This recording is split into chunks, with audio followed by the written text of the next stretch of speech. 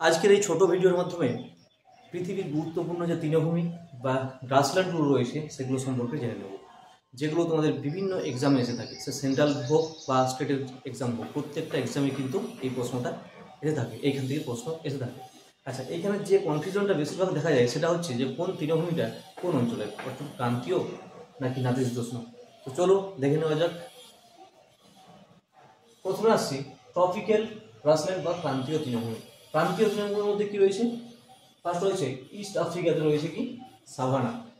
আফ্রিকার যে তৃণভূমি ক্রান্তীয় তৃণভূমি সেটা হচ্ছে সাভানা। সেকেন্ড ব্রাজিল রয়েছে, ব্রাজিলের যে তৃণভূমি তার নাম হচ্ছে কি ক্যাম্পোস। থার্ড রয়েছে কি ভেনেজুয়েলা অ্যান্ড কলম্বিয়া। ভেনেজুয়েলা এবং কলম্বিয়ার যে তৃণভূমি ক্রান্তীয় তৃণভূমি তার নাম হচ্ছে কি ল্যানোস। আচ্ছা, এই ব্রাজিল, ভেনেজুয়েলা, কলম্বিয়া এগুলো সাউথ আমেরিকার মধ্যে পড়ছে। ক্লিয়ার? তাহলে সাউথ আমেরিকার যে ক্রান্তীয় তৃণভূমি সেটা কি হবে? ক্যাম্পোস হবে, ব্রাজিলের ক্যাম্পোস, আর ভেনেজুয়েলা এবং কলম্বিয়ার ল্যানোস। ক্লিয়ার? এরপর দেখে নেব যে টেম্পারেট গ্রাসল্যান্ড বা নাতিশীতোষ্ণ তৃণভূমিগুলো কী রয়েছে।